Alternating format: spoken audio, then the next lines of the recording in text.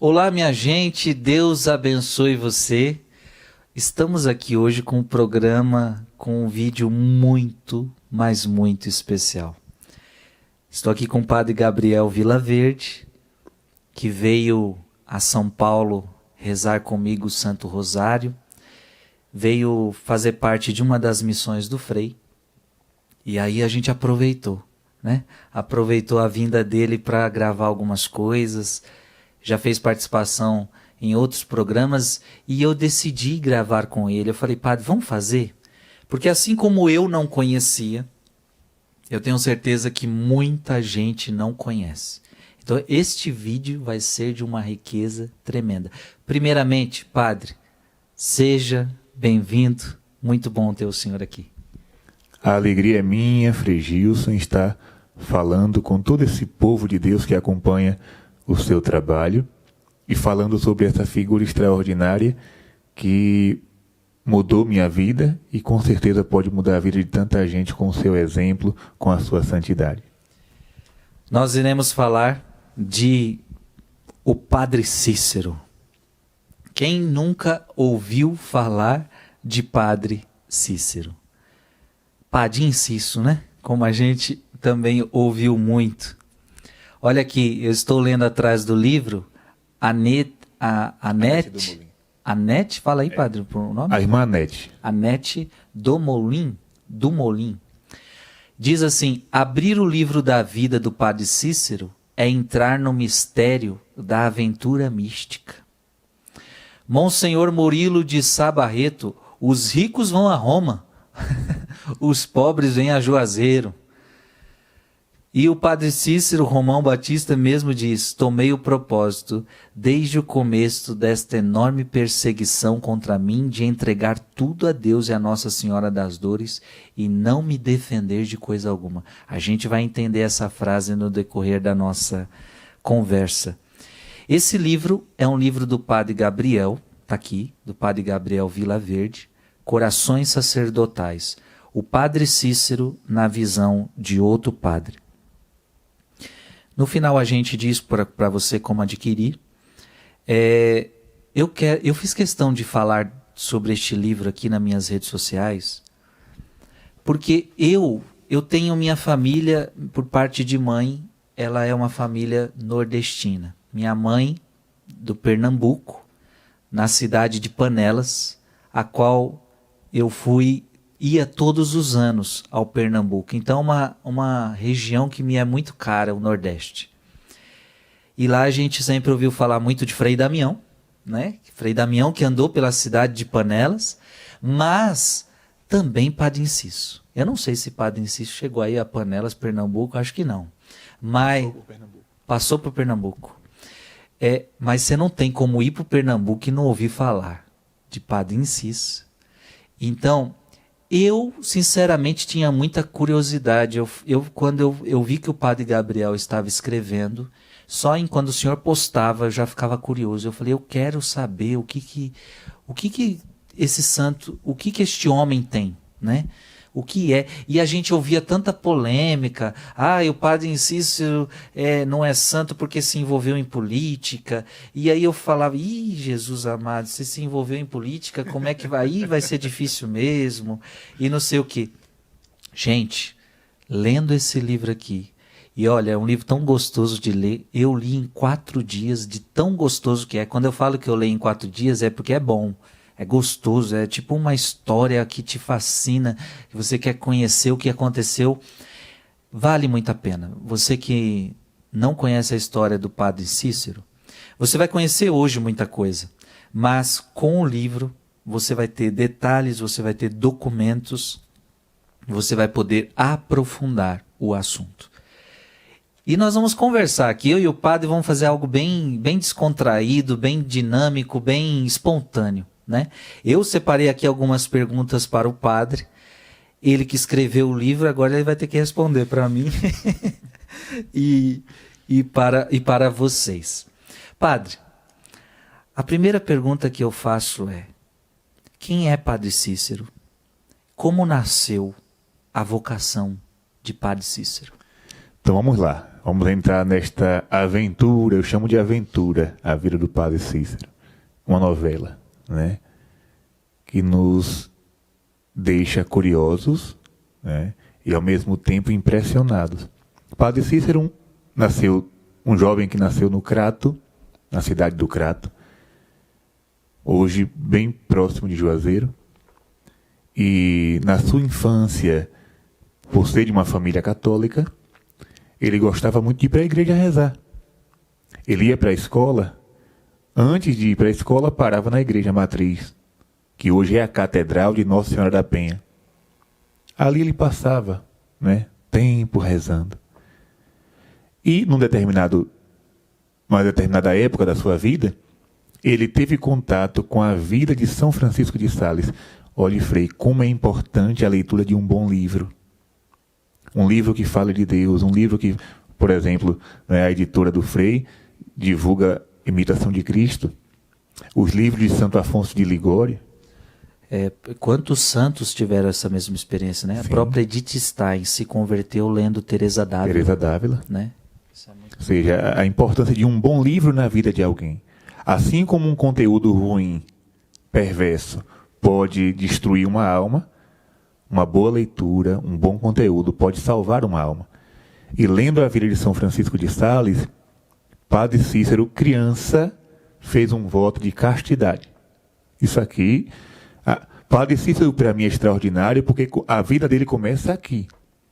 Como é que uma criança, um rapazinho, faz voto de castidade por causa de um livro? E a partir daí surge a vocação sacerdotal. Ele é enviado para o Colégio do Padre Rolim, em Cajazeiras, na Paraíba. Só que naquele tempo houve uma epidemia, né? Como hoje nós estamos vivendo essa pandemia do coronavírus, houve uma epidemia de cólera. E o pai do Padre Cícero morreu, vítima desta doença.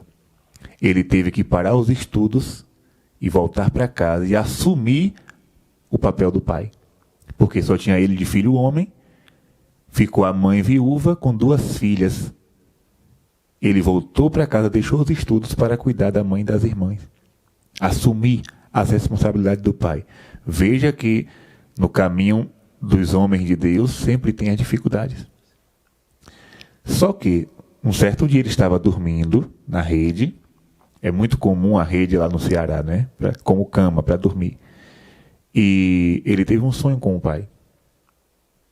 Neste sonho o pai dizia: Cícero, não abandone os teus livros, porque Deus dará o jeito. E aí ele continuou estudando. E o padrinho do Padre Cícero o enviou para Fortaleza, para o seminário da Prainha. Cícero pôde continuar a sua missão, dar seguimento à sua vocação sacerdotal. O seminário da Prainha, ele fez todos os estudos, né? E voltou, foi ordenado sacerdote em Fortaleza, e voltou para o Crato montado no lombo de um animal. 1 mês na estrada, imagine agora. Foi ordenado padre e foi celebrar sua primeira missa 1 mês depois. Nossa. Porque no caminho, né, a viagem cansativa no lombo de um animal até chegar no Crato. Veja como a força de vontade do sacerdote. Olha aí que bênção. Conhecemos um pouco então de como nasceu a vocação de Padre Cícero. Que lindo, hein? Desde pequeno quis ser casto. Mostra que a vocação era a vocação mesmo, né? Para o sacerdócio. Lembrando que o voto de castidade faz parte da essência do sacerdócio. Não é alguma coisa mínima, não. Faz parte da essência do padre. E aí, como é que o padre chegou a Juazeiro? Juazeiro, naquela época, era um povoado chamado Tabuleiro Grande. Era um povoado que pertencia ao Crato. Ali existia uma capelinha, em honra de Nossa Senhora das Dores, e um padre, de vez em quando, ia lá celebrar uma missa.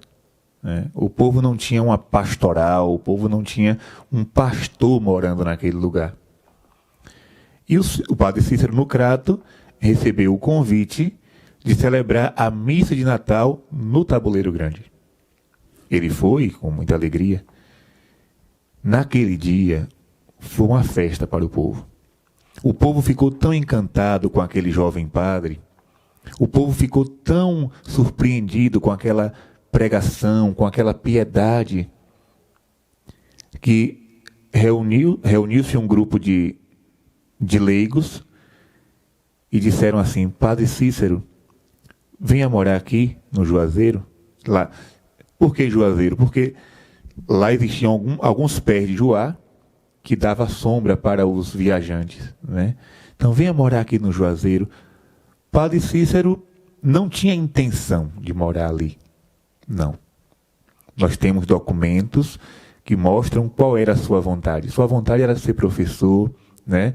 Sua vontade era ficar numa cidade maior, né, para poder fazer. Mas o convite daquele povo sensibilizou o Padre Cícero. E ele pediu autorização ao bispo da época, Dom Antônio, e o bispo permitiu. Quando ele foi para o Juazeiro, ele... Mas lembrando, Juazeiro daquela época, não que é hoje. Não, de jeito nenhum. Um povoadozinho, né?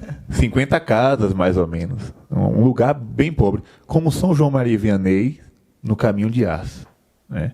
Deus sempre faz as maiores obras nos menores lugares. Só para o povo entender, como é que está o Juazeiro hoje? A Juazeiro hoje é uma grande cidade. Quem pensar que Juazeiro é uma cidadezinha... Não. Juazeiro é uma cidade que cresceu por causa de Padre Cícero. Ela vive do nome de Padre Cícero. E hoje nós encontramos por lá shopping, aeroporto. Eita, então é uma cidade grande. Olha isso, grande. Gente, shopping, só em falar que tem shopping, aeroporto.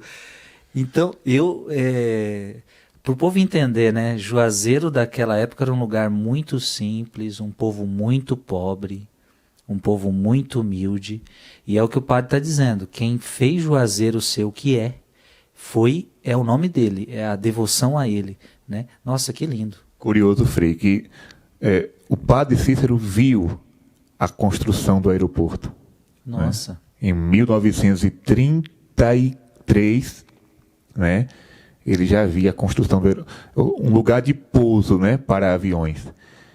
E ele foi marcar o lugar que seria o aeroporto, um lugar bem distante do centro, bem distante, na época. E aí disseram, mas Padre Cícero, aqui está muito longe. Ele disse, não se preocupe não, que a cidade vai passar disso aqui. Nossa. A cidade vai ser muito maior. E de fato se cumpriu o que ele dizia. Hoje a cidade de Juazeiro é imensa, ultrapassou os limites. Padre, ele se tornou padre e foi para Juazeiro então. E o que era a vida de padre dele? O que ele fazia como padre? Qual era o trabalho? Numa região tão simples, com um povo tão simples, o que era ser padre? Como ele vivia o seu sacerdócio? Qual era a sua vida pastoral? Padre Cícero já dava sinais de uma vida santa naquela época, no início da sua pastoral. Por quê? A pastoral do Padre Cícero era diferente. Né? Era diferente. Naquela época, as pessoas só poderiam comungar em jejum. Então, o que é que ele fazia? Passava a madrugada atendendo confissões, para poder celebrar a missa depois que todo mundo se confessasse, ali pela manhã, e logo após a missa todo mundo fosse para casa tomar café. Né? Então, o povo percebia nele essa diferença. Ele visitava todas as casas do povoado. Ele tinha um particular interesse pelos moradores.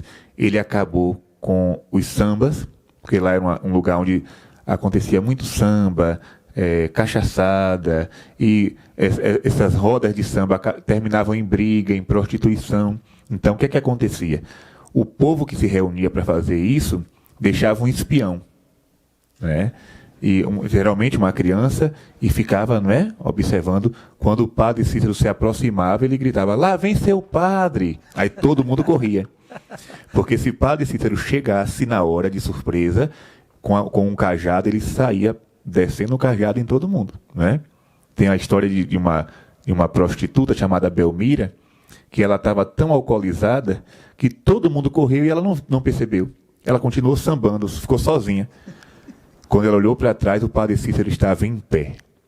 E ela cantava uma música que dizia mais ou menos assim: quando eu quero, quando eu quero é já. Aí o padre Cícero disse: você quer o quê, mulher? Quando ela olhou, ela disse: seu padre, eu quero me confessar. Né? E aí, acredite, ela se confessou. Olha. E morreu, idosa, em Juazeiro, como uma mulher virtuosa. Olha isso. Podemos dizer que foi o primeiro milagre de conversão do padre Cícero, converter Belmira. Olha que lindo, né, gente? Um padre, então, que viajava, que percorria aquele bairro simples, visitava as famílias, confessava o seu povo, dava conselhos ao povo, orientava aquele povo, confessava, celebrava a Santa Missa e, como todo padre santo, combatia o pecado, né? Combatia o pecado da sua época. Que lindo isso. Agora, na vida de padre Cícero, a gente sabe que houve um grande milagre que aconteceu. Parece que era uma hóstia que se transformava em sangue. Talvez você nem saiba disso, mas veja que este ponto é crucial para você entender toda a vida de padre Cícero. Conte para nós, padre, a história do milagre da hóstia. Vamos lá. Aí começa o Calvário de padre Cícero, né? Olha aí, gente, um milagre que na verdade vai se transformar no Calvário. Uma fase de sofrimento que perdurou até a morte. Por causa desse suposto milagre, digamos assim, né? Porque é uma divergência entre os que defendem o milagre e os que, né, acusam. Mas antes de chegar no milagre, Frei, eu gostaria de falar um ponto também importante da vida do padre Cícero.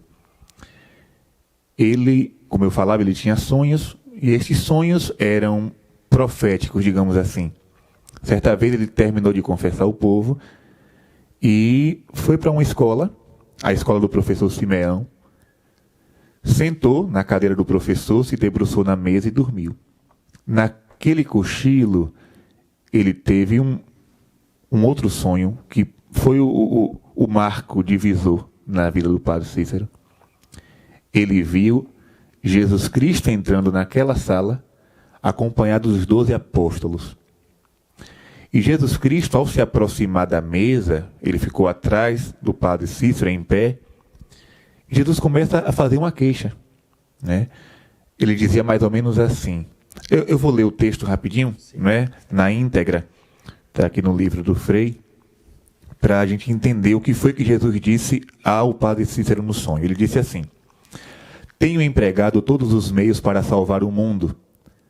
Meu sangue, entretanto, vai ficando inútil para a maior parte, porque os homens não querem saber da verdade. Tentei agora um supremo esforço da minha misericórdia, a devoção universal que traz o nome do meu coração. Se o mundo desdenhar esse novo apelo de meu amor, eu destruirei o mundo. Então aqui nós temos uma queixa de Jesus, né? Jesus vai dizendo o quê? Os homens não querem mais saber da verdade. Eu me esforço tanto para salvar a humanidade, mas o povo não quer saber do meu amor. Isso é uma queixa que Jesus faz a Santa Faustina, a Santa Gertrudes, a Santa Margarida Lacoque. É a mesma queixa. Os homens não querem saber do meu amor. São Francisco, o amor não é amado. E aí, quando Jesus termina de fazer essa queixa, entra uma multidão de famintos naquela mesma sala. Agora não são os apóstolos, é uma procissão de retirantes, pessoas famintas, empoeiradas, descalças. E Jesus diz assim: Cícero, você está vendo aquele povo? Tome conta dessa gente e fique aqui cuidando da sua salvação. Cícero acorda, vê naquele sonho uma profecia e obedece a ordem de Jesus até o fim. Ele ficou em Juazeiro cuidando do povo até a morte. E por isso sofreu tanto. Por obediência a Deus sofreu tanto, né? Então vamos entrar agora na história do milagre. Existia no Juazeiro o apostolado da oração. E fazia parte do apostolado uma jovem chamada Maria de Araújo. Era uma jovem negra, é bom falar isso, não por ideologia, né, mas para constatar a história. Uma mulher negra, pobre, analfabeta e feia. Eu gosto de falar todos os detalhes, porque assim, se hoje o mundo tem preconceito para com esse tipo de gente, imagine há 150 anos atrás. Você imagina o que é uma mulher negra, pobre, analfabeta e feia. Ou seja, uma qualquer. Só que Maria de Araújo, desde a infância, tinha sinais de uma vida mística, Frei. Ela afirmou, depois ao padre Cícero, que ela brincava com um menino desconhecido. E esse menino ensinava ela a se confessar, esse menino ensinava a receber a comunhão, e depois ele se apresentou como um menino Jesus. Ou seja, isso aqui é coisa que a gente vê na vida de Santa Teresinha, né? De Teresa d'Ávila. Ou seja, Padre Pio, né? O menino Jesus conversava com aquela jovem, assim ela afirmava, e o menino dizia: vai chegar aqui um padre que só vai cuidar da salvação das almas. Era o padre Cícero. Quando o padre Cícero chegou em Juazeiro, ele percebeu que Maria de Araújo era diferente. Chegou a conversar com o bispo, mas o bispo disse: tenha cautela, como a igreja sempre faz, e tem que fazer, né? Para não se enganar. O bispo disse: tenha cuidado, observe tudo, mas guarde o silêncio. O padre Cícero obedeceu, como sempre. Só que esses sinais de vida mística foram avançando.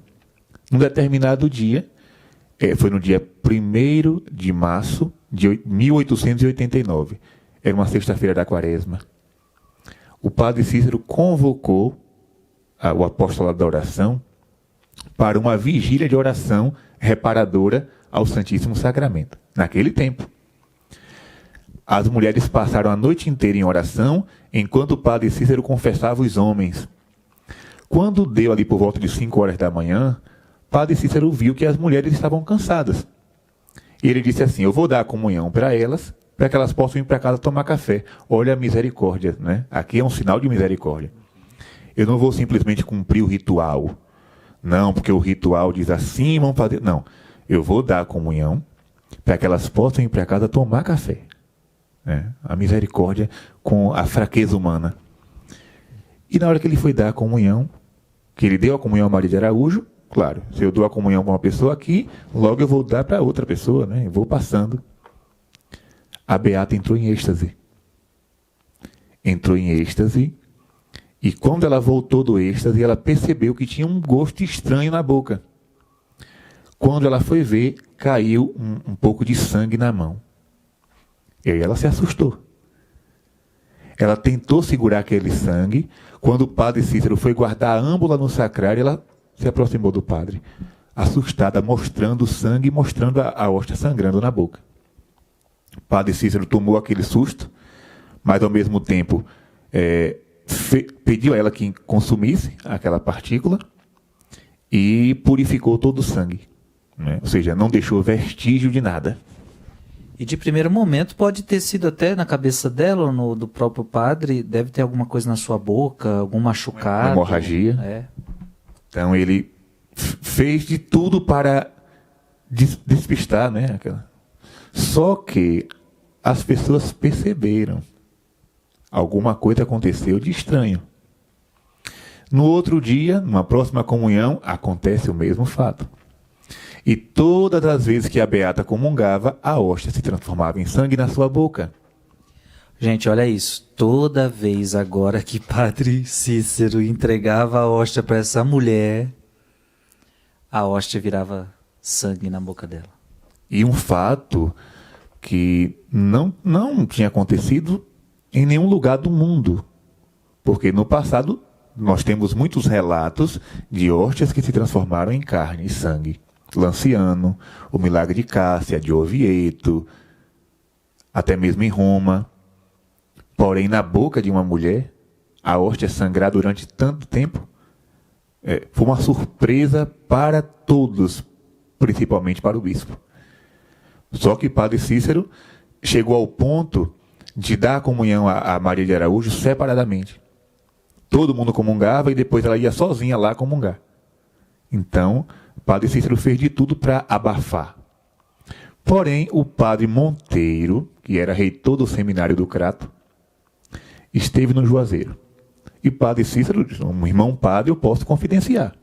Né? Chamou o padre Monteiro, um reitor de um seminário, uma pessoa de respeito, uma pessoa capaz, uma pessoa de confiança do bispo. Padre Monteiro, está acontecendo uma coisa estranha aqui. Maria de Araújo, toda vez que comunga, a hóstia sangra. Quando o padre Monteiro viu, ele se assustou. Ele reconheceu que havia algo de extraordinário. Aí padre Cícero disse, fale para o bispo. Você está indo para Fortaleza, fale para o bispo. Só que padre Monteiro foi e não falou nada, voltou para casa. Ou seja, não sei se ele ficou com vergonha, não sei se ele ficou com medo, não sei se ele... Eu acho que não foi esquecimento, porque ninguém vai se esquecer de uma coisa como essa. Mas, de alguma forma, padre Monteiro não contou. Porém, o que foi que ele fez? Padre Monteiro voltou para o Crato e disse ao povo, no dia 7 de julho, dia do precioso sangue, nós vamos fazer uma romaria para Juazeiro. Eu vou mostrar uma coisa para vocês lá. 3.000 pessoas a pé, do Crato para Juazeiro em procissão. Quando o padre Cícero viu, ele botou a mão na cabeça e disse, meu Deus do céu, o que é isso? Padre Monteiro enlouqueceu. Ou seja, estou fazendo de tudo para abafar e ele traz uma multidão de 3.000 pessoas. E padre Monteiro entra na igreja, celebra a missa. E no final da missa ele pega um dos paninhos, um dos corporais manchados de sangue, mostra para o povo e diz, eis o sangue de Jesus Cristo. Meu Deus. A beata quase morre de aflição. A beata quis procurar um buraco para se enterrar, né? E o padre Cícero também começou a dizer, meu Deus do céu, não era hora de falar, não era hora de falar. Mas aí, padre, a verdade é que, por causa deste milagre, o povo com uma fé muito simples, o povo acredita. Padre Cícero sabe que é um milagre. Sim, sempre acreditou. Então é interessante, padre Cícero sabia que ela não estava mentindo, a beata sabia que não estava mentindo, o padre Cícero sabia que era verdade, esse padre viu que era um milagre. E aquele povo simples, imagina isso, numa cidadezinha pequena, todo mundo começou a acreditar e começou a falar do milagre, começou a ter gente querendo ver o milagre, e o padre tentando, esconder para não gerar tumulto, não gerar coisas. E aí a pergunta, padre, quando a igreja começou a ver esse alvoroço, gente indo para lá, falando que agora a hóstia estava se transformando em sangue, qual foi a reação da igreja? O boato que correu foi, o sangue de Jesus, olha a polêmica. Tudo aqui é a colocação das palavras. O povo que, por não compreender a teologia, divulgou o seguinte boato. O sangue de Jesus se derramou novamente em Juazeiro. Eita. O que é uma heresia, né? O sangue de Jesus só se derramou uma vez no Calvário. Então a compreensão do povo é que estava acontecendo uma nova redenção em Juazeiro. E essa notícia chegou aos ouvidos do bispo por meio do jornal. Ou seja, o padre Cícero não teve, digamos que, coragem de falar.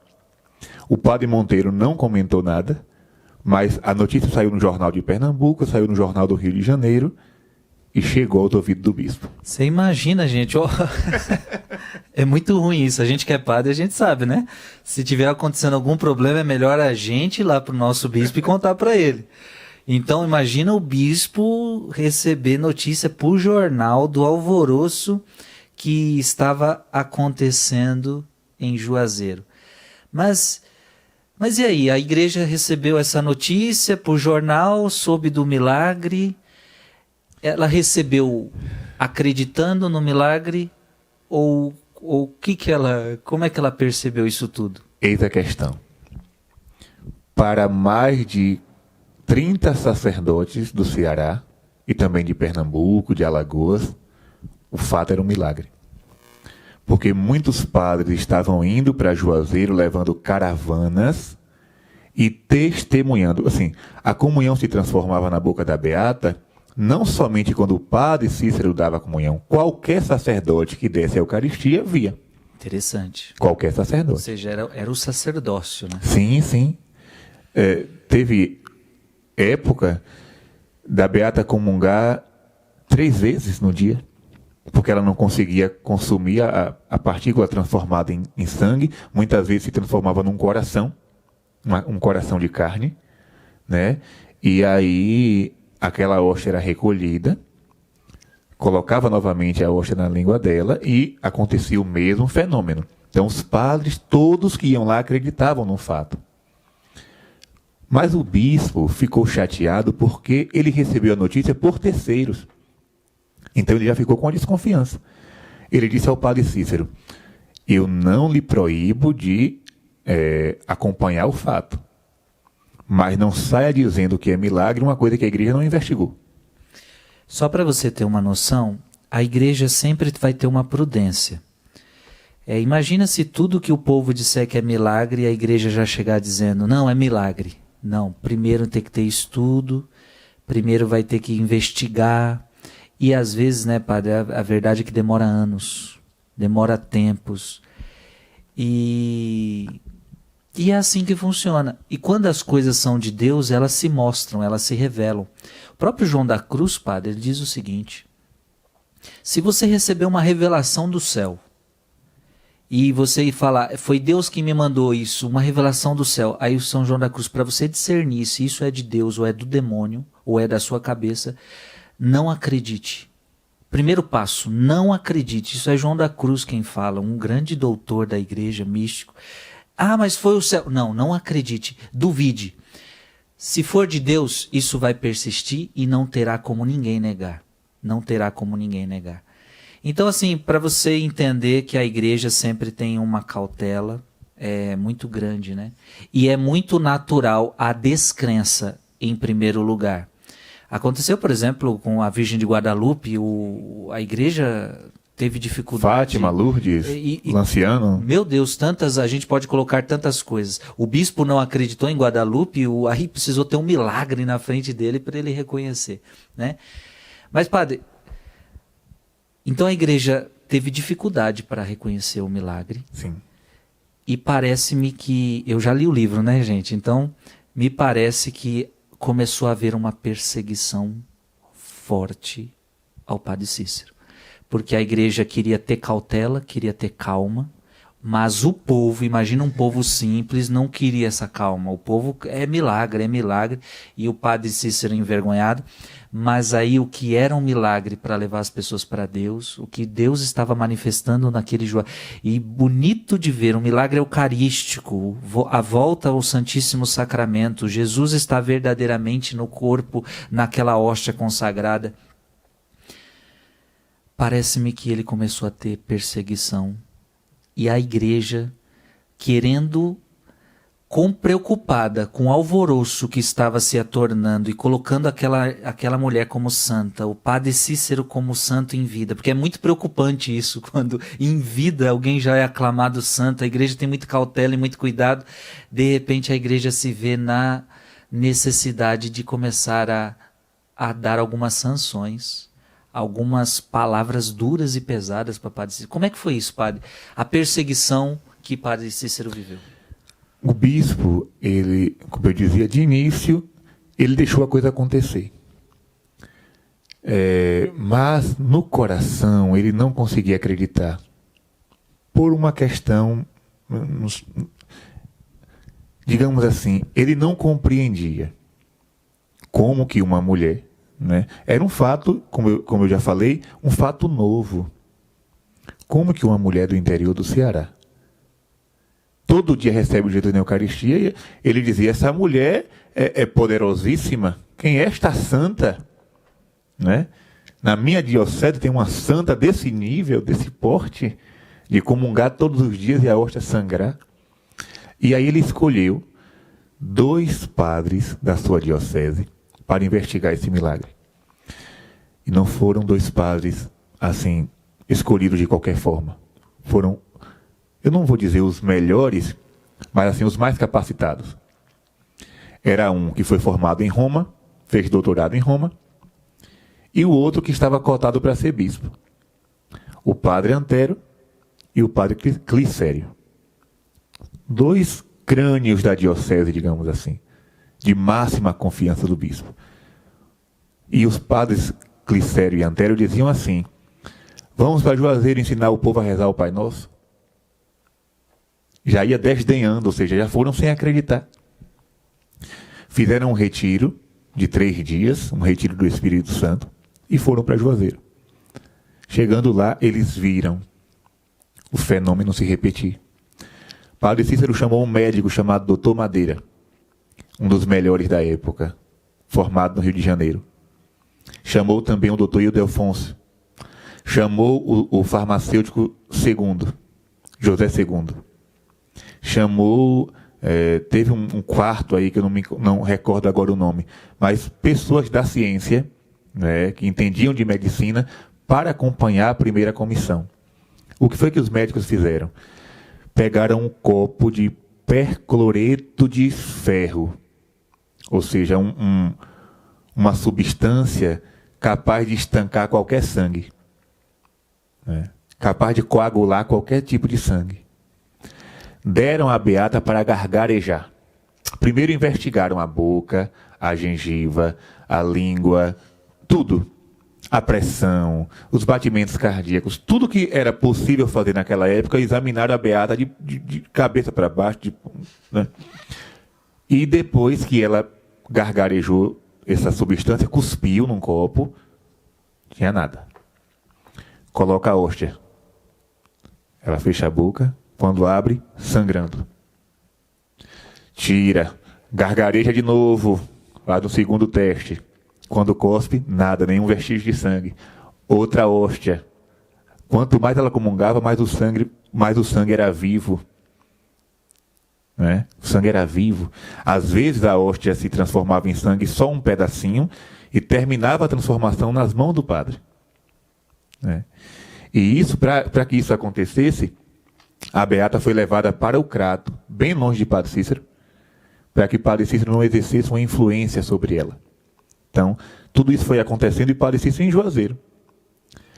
Os padres, após tantas provas e testemunho de médicos, fizeram um documento e mandaram para o bispo, atestando a veracidade do milagre. Olha isso. Resultado, o bispo não gostou. Não era o resultado que ele esperava, Dom Luís. Não era o resultado que ele esperava. Perdão, Dom Joaquim. Dom Luís foi o primeiro. Por quê? Porque do mesmo período, e tudo isso a gente descobre, Frei, examinando os documentos da época, as cartas que foram guardadas, conservadas, na mesma época em que os padres estavam fazendo a investigação, um outro bispo, Dom Arcoverde, que foi o primeiro cardeal da América Latina, escrevia para Dom Joaquim, dizendo: isso é uma palhaçada. Essa mulher é uma médium. O padre Cícero está usando de hipnose. Tudo isso que está acontecendo em Juazeiro é arte do demônio. Ou seja, Dom Arcoverde não foi no Juazeiro, não conhecia a beata, não sabia de nada, mas ele interpretou tudo aquilo como uma palhaçada do diabo. Onde já se viu hóstia ficar sangrando na boca de beata? Gente, que guerra espiritual, batalha espiritual. Gente, e você precisa ver o livro.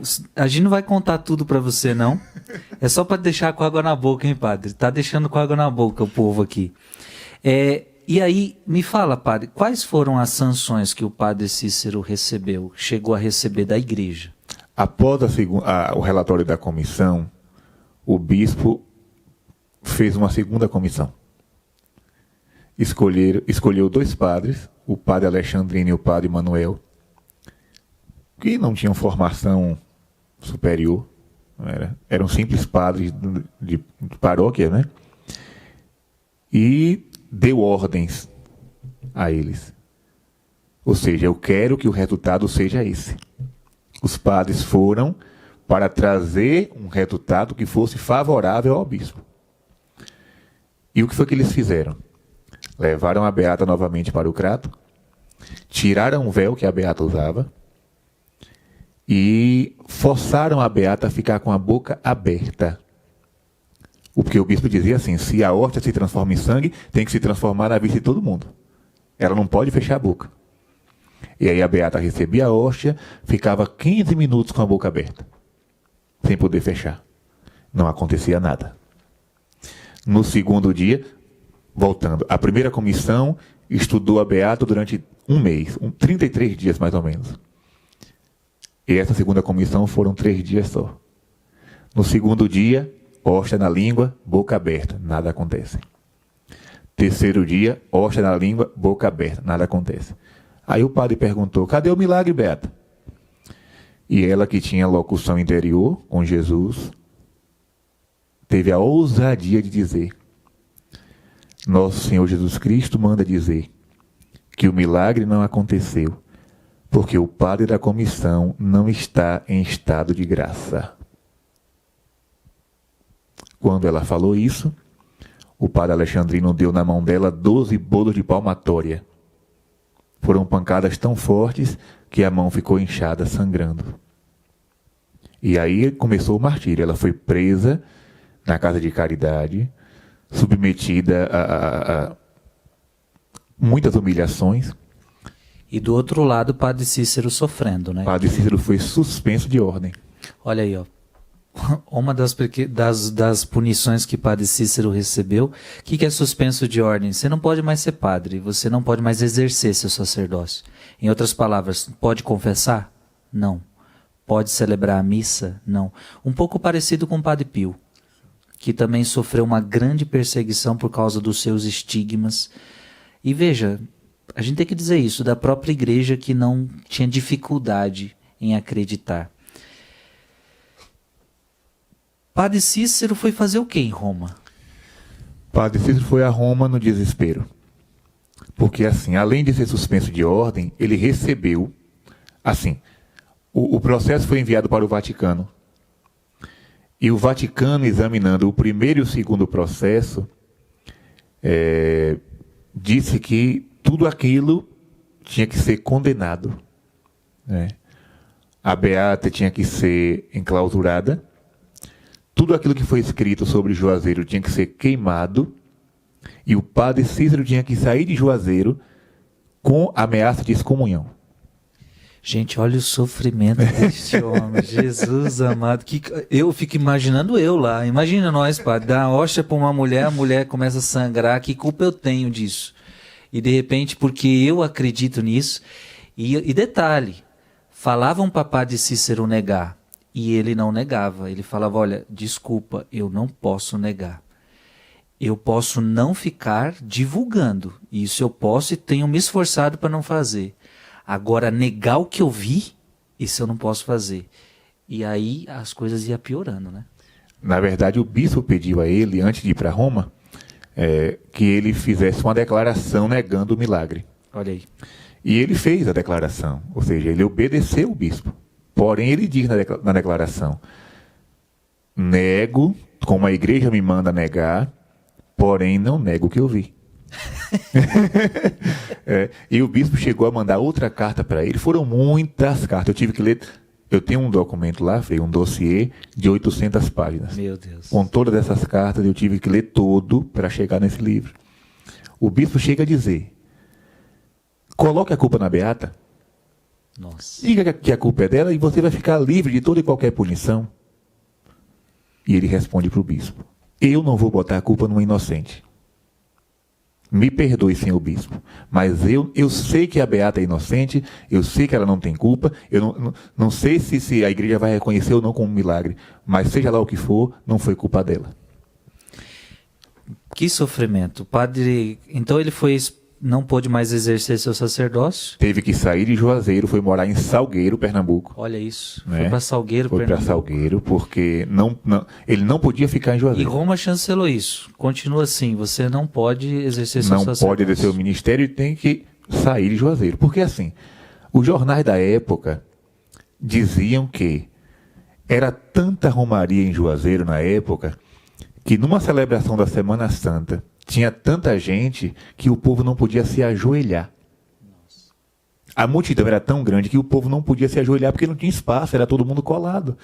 Era milhares de romeiros todos os dias naquele lugar, querendo ver o milagre do sangue precioso, como se dizia. Então ele foi para Salgueiro, montado no jegue. Quando chegou em Salgueiro, nova perseguição. Disseram que Padre Cícero estava reunindo um grupo de seguidores para se unir a Antônio Conselheiro em Canudos, na Bahia. Estava na época da Guerra de Canudos. Ou seja, Padre Cícero levou fama de revolucionário. E aí o bispo de Olinda e Recife, como o bispo do Ceará, novas punições. Né? Ou seja, ele está refugiado em Salgueiro, mas continua sendo caluniado e perseguido. Meu Deus do céu. É um dos santos incompreendidos, né? Sim, sim. Aliás, por isso você vai entendendo por que ele não é santo, por que eu tinha essa dúvida, né? Aí eu fui entendendo com essa história. E veja, gente, a gente está resumindo, já estamos acabando aqui, porque é muita coisa. Agora, uma curiosidade, por que Padre Inciso? Pronto. Padre Cícero, rapidinho fez, só para não, né? Padre Cícero de Salgueiro vai para Recife, de Recife pega o barco, vai para Roma, pede perdão ao Tribunal da Inquisição, o Tribunal absolve Padre Cícero, ele volta para Juazeiro com a permissão de celebrar a missa. Ah, ele volta a celebrar a missa com a permissão de Roma, isso é a igreja tirou as punições. Só que quando chegou no Ceará, o bispo de Fortaleza disse assim: você pode celebrar, menos em Juazeiro. Você pode celebrar em qualquer lugar, menos em Juazeiro. E se você sair de Juazeiro, para mim é melhor. Ele dizia, mas Dom, minha mãe mora lá, minha mãe está cega, minha mãe é idosa, eu tenho 2 irmãs órfãs e tenho uma multidão de pobres que alimento. O que é que eu posso fazer? Não quero saber. E aí ele foi morar no Crato e ficava celebrando nas capelinhas, sem poder celebrar no Juazeiro. O povo ia acompanhando o Padre Cícero a pé, onde ele ia celebrar. Ele ia na frente, montado, e a procissão atrás. Onde ele ia celebrar, o povo ia atrás. E por que Padre Inciso? Já que ele não pode celebrar, aí já foi a segunda suspensão. Depois de Roma, outra suspensão. Meu Deus. Já que ele não pode celebrar, não pode casar, não pode batizar, então ele vai ser padrinho do meu filho. É meu padim. Meu padim Cícero. Então, Padre Cícero começou a apadrinhar milhares de crianças, ou seja, se tivesse 20 batizados naquele dia, com outro padre, 10 eram afilhados do Padre Cícero. Olha isso, gente, que interessante. Imagina para um padre não poder celebrar a missa, para um padre não poder atender confissão, não fazer o que ele amava fazer, né? E que o povo queria ele, né? O povo não abandonou o Padre Cícero dia nenhum, então e continua até hoje. Começou a adotar ele como padrinho de batismo. Sim, meu padrinho Cícero. Continuaram reverenciando o Padre Cícero como um padre exemplar, reconheciam que ele era injustiçado e queriam sempre ele por perto. O senhor não pode pregar no altar, então pregue daqui da sua casa, que a gente fica aqui na rua escutando. E ele abria a porta, né? Dava a bênção ao menos, né? Abria a janela, ficava fazendo sermões, catequeses, né? É muito conhecido os discursos de Padre Cícero. Quem matou, não mate mais. Quem roubou, não roube mais. Olha que lindo. Quem estiver amancebado, se case. Né? Quem mentiu, não minta mais. Quem bebeu, deixe de beber. Aí tem um autor que critica Padre Cícero, né? E diz assim, era uma ladainha, ele não tinha sabedoria, não tinha conhecimento, ficava com aquela ladainha de quem matou, não mate mais. Mas aí eu questiono. É errado para um padre... Era o que mais existia lá também na época. Era o que mais existia na época. Sim. É errado para um padre pregar os 10 mandamentos? Porque o que ele estava pregando era os 10 mandamentos. Né? E para você que não sabe, lá o que o povo gostava de matar. Sim, muita briga, né, entre coronéis. Então ele pregava o que era na época, né, o que estava ali. Vamos entrar em outro assunto espinhoso, mas já encerrando... E aí tem outro espinho na vida do padre, porque parece que ele entrou na política ou não entrou na política? Que negócio é esse? O que foi que aconteceu? Após o milagre, Juazeiro se tornou um grande povoado. As ruas cresciam assim numa velocidade assustadora. Um lugar que só tinha 50 casas passou a ter 15 mil habitantes em pouco tempo. E aí começou todo um esforço para transformar Juazeiro em cidade, em se desvincular do Crato.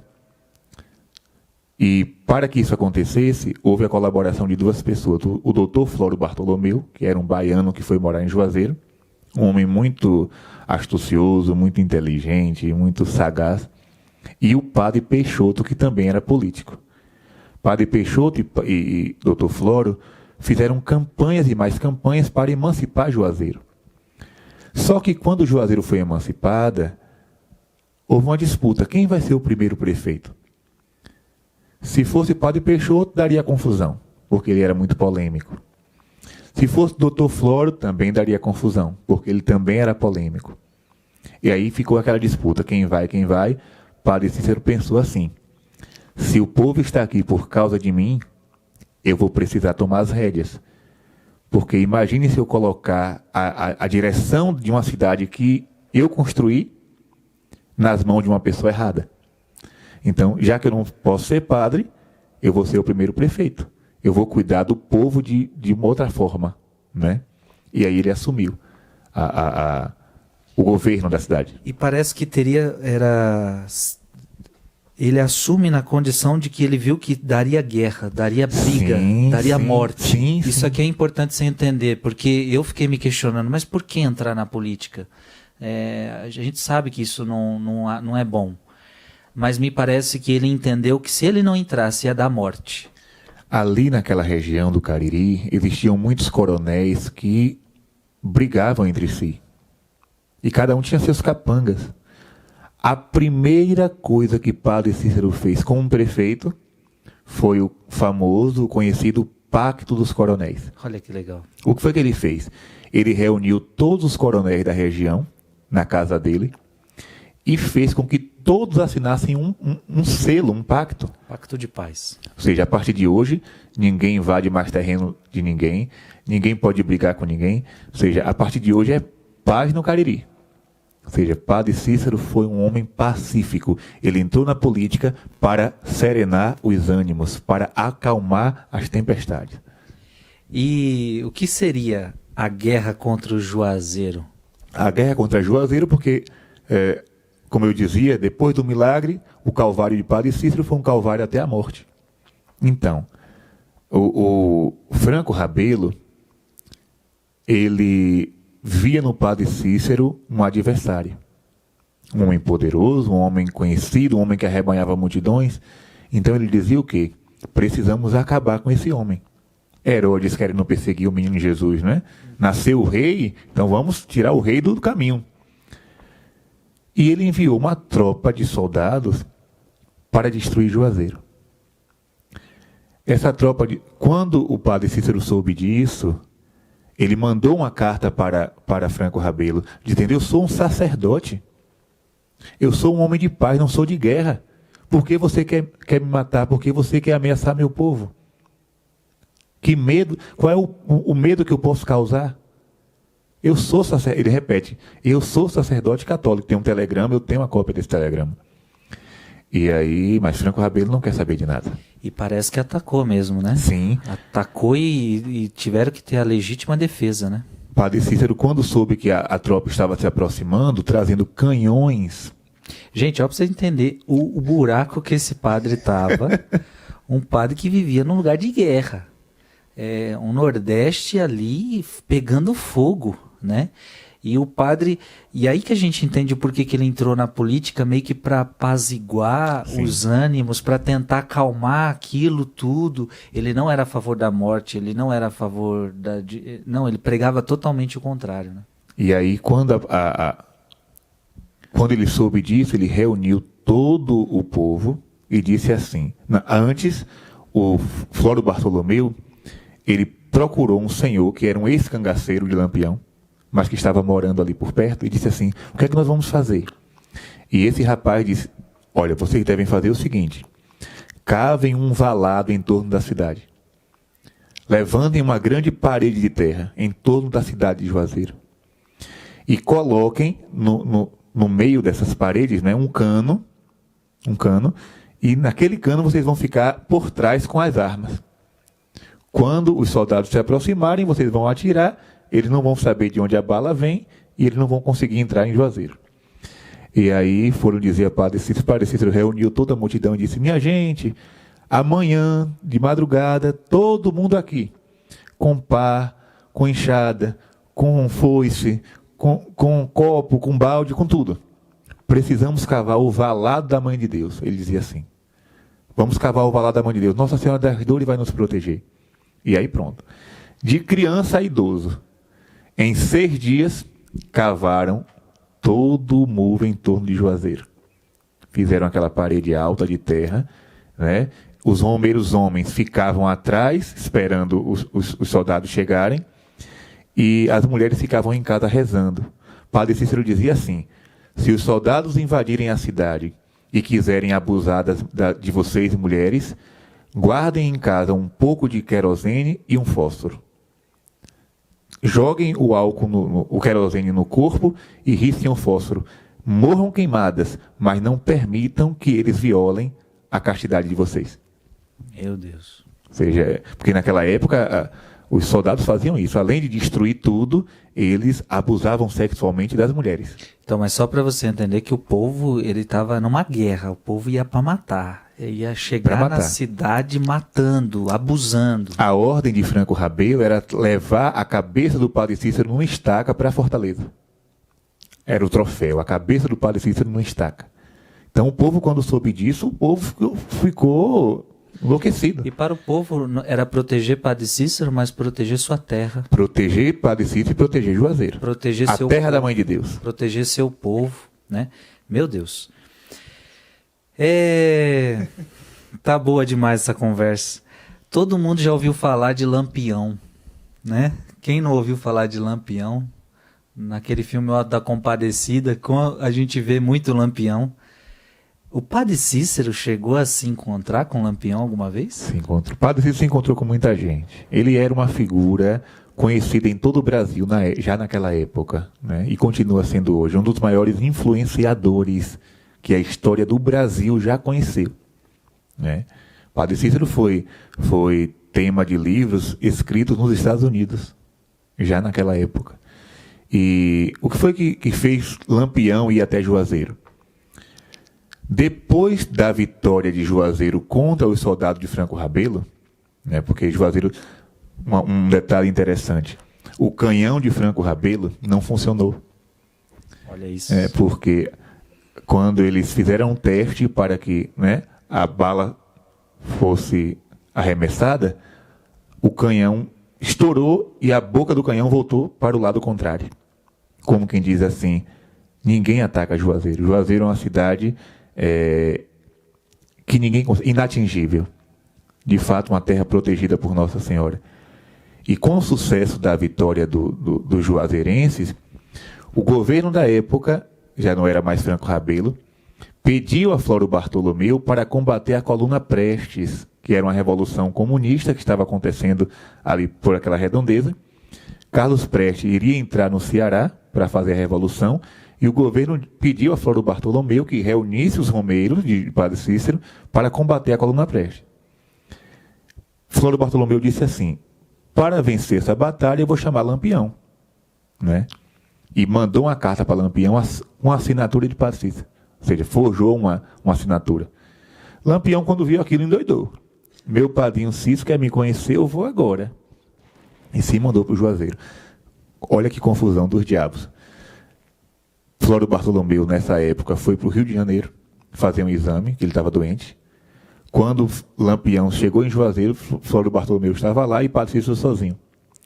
Quando o Padre Cícero estava em casa, sem saber de nada, a beata mocinha entra pela porta dentro. Meu padrinho, Lampião está no Juazeiro. E agora, o que é que a gente faz? Aí o Padre Cícero, se acalmem.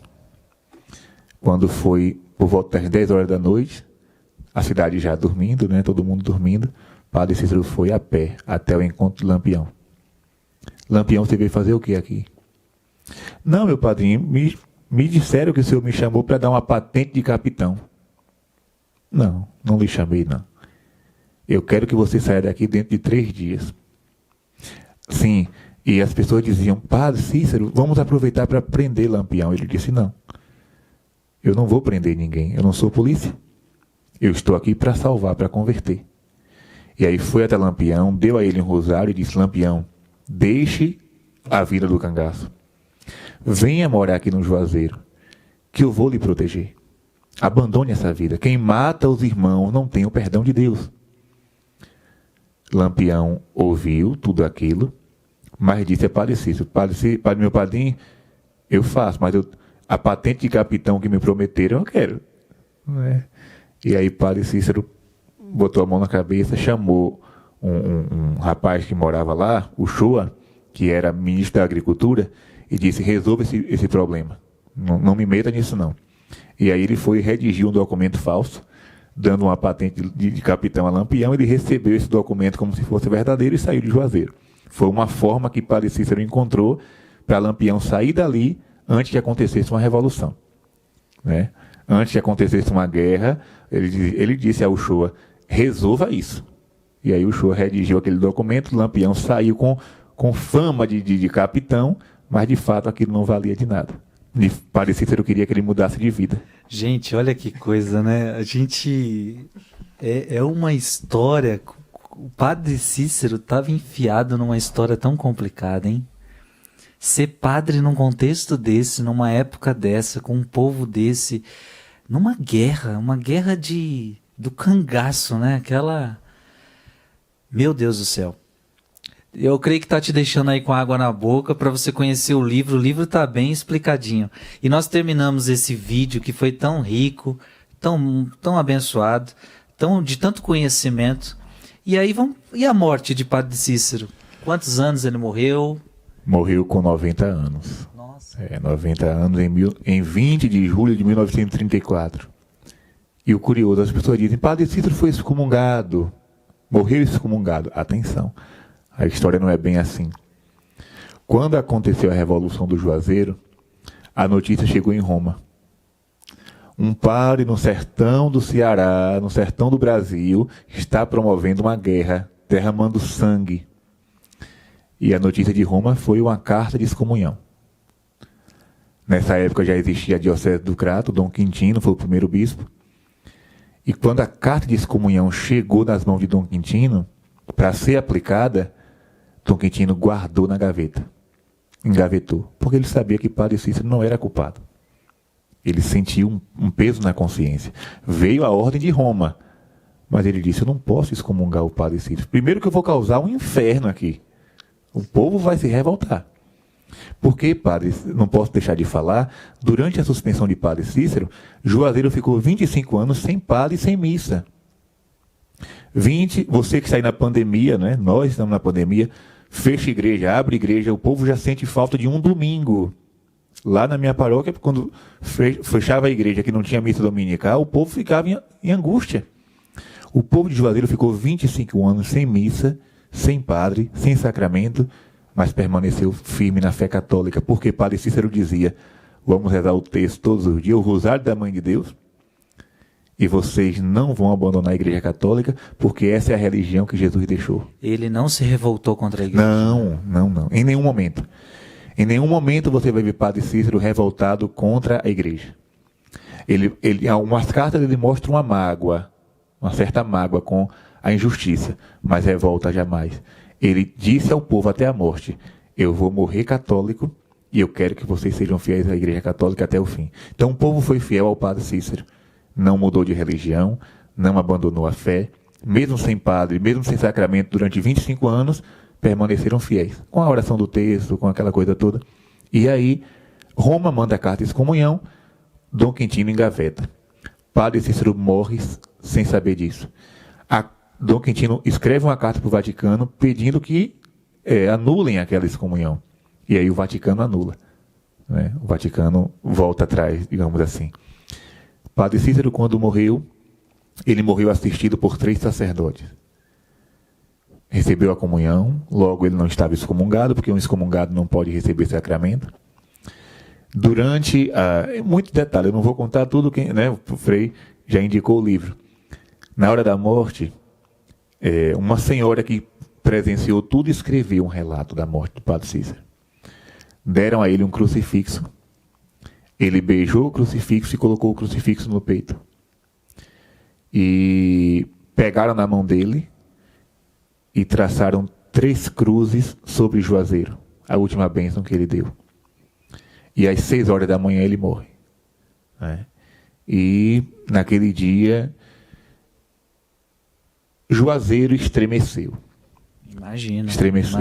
Morreu o patriarca e todo mundo vestia luto, né? Vestia o preto. Foi tanta gente de luto que faltou roupa, tecido preto nas lojas. Não tinha mais tecido preto. O povo estava fazendo o quê? Tingindo a roupa com outras coisas para poder ficar de cor preta e celebrar a morte do Padre Cícero. Até hoje, no dia 20 de cada mês, acontece uma missa em Juazeiro que reúne milhares de romeiros e todo mundo se veste de preto. Até hoje. Gente, que história fascinante. É um padre que mesmo depois de morto continuou sendo perseguido. Mesmo morto continuou a perseguição. Mas eu creio que a história dele está sendo reconstruída por trabalhos como o do padre Gabriel Vilaverde, uma história que está sendo reconstruída, e o povo tem uma grande esperança. Na verdade, para o povo ele já é um santo, né? O povo aclamou já. Ninguém lá no Nordeste vai falar que este homem não é santo, né? Mas é com muita ânsia que o povo espera, o dia que a igreja possa aclamar Padre Cícero. Mas eu acho que agora você já começou a entender o porquê é tão difícil a canonização deste homem. São muitos entraves, são muitos problemas, mas que se você, como o Padre Gabriel fez, vai juntando os documentos, vai juntando a história, me parece que você encontra o verdadeiro Padre Cícero. Isso é importante, né? Encontrar o verdadeiro Padre Cícero. Está aqui o livro. Eu aconselho você a ler. Como é que você adquire? Você vai procurar. O senhor falou de um Instagram. Como é o Instagram? Tem o Instagram @sorrisodemaria.loja. @sorrisodemaria. Eles vendem todos os meus livros e mais uma pequena quantidade, né? Eu acho que depois desse vídeo de hoje vai acabar o que tem lá. Mas se você quiser, sem falta, você pode entrar no site da editora Albatroz. Então vamos lá, editora Albatroz, tá? Procura, bota aí no Google, editora Albatroz, e faça a sua compra, conquiste esse livro aqui que eu ganhei com muito carinho e eu li e vale a pena. Principalmente você que é nordestino, você que tem essas raízes, mas não só, todo brasileiro. É bom a gente conhecer a história de um homem tão emblemático, um sacerdote tão fundamental para o nosso povo, para o nosso país. Padre, que alegria recebê-lo, que alegria ter essa partilha. Para mim foi muito bom, já tinha lido o livro, já conhecia a história, mas ver essa partilha vai fincando algumas coisas em nós. E parabéns pelo trabalho de realizar uma obra que vai ajudar muita gente a ver a verdadeira face de Padre Cícero. Primeiro, peço perdão pela empolgação, Isso. porque o vídeo ficou um pouco extenso, né? Mas, de fato, é muito detalhe, é muita coisa. No livro você vai entender. E vocês perceberam que ele é apaixonado, o coração dele é inflamado pelo Padre Cícero. Porque quando eu fui a Juazeiro... Ele é seu padrinho também? Com certeza, com certeza. Quando eu fui a Juazeiro, Frei, eu fiz uma experiência de Deus que eu não tinha feito ainda em lugar nenhum. Eu senti... É muito ruim falar de sentir, né? Porque todo sentir pode... Mas eu percebi que aquele lugar era um lugar santo. E quando eu comecei a mergulhar na história do Padre, eu não sou pioneiro não, viu? Antes de mim, dezenas de pesquisadores publicaram sobre o Padre Cícero. Inclusive eu cito muitos aqui. E quanto mais eu lia, mais eu sentia que era uma missão minha. Mas tanta gente já escreveu sobre o Padre Cícero, por que Padre Gabriel vai escrever também? Para mim foi uma missão, foi uma obrigação, foi um dever de consciência. Porque se eu estivesse no lugar de Padre Cícero, como padre, sofrendo tudo isso, eu não queria que alguém me defendesse, então eu tomei a defesa de Padre Cícero por conhecer a sua verdadeira história, e não tenho medo de dizer em lugar nenhum que Padre Cícero é sim um homem santo e que merece, né, ser reconhecido. Então, o livro é fruto de uma missão. Eu me apaixonei pela história dele, vou a Juazeiro todos os anos e espero que você também faça essa experiência. Quem vai a Juazeiro faz uma experiência de Deus. Tudo lá fala de fé, fala de oração, fala de Padre Cícero. E aí você entende a frase que eu disse no início. Padre Cícero, tomei o propósito, desde o começo desta enorme perseguição contra mim, de entregar tudo a Deus e a Nossa Senhora das Dores e não me defender de coisa alguma. Meu Deus, é um santinho mesmo. Ele não se defende, mas tem quem defenda.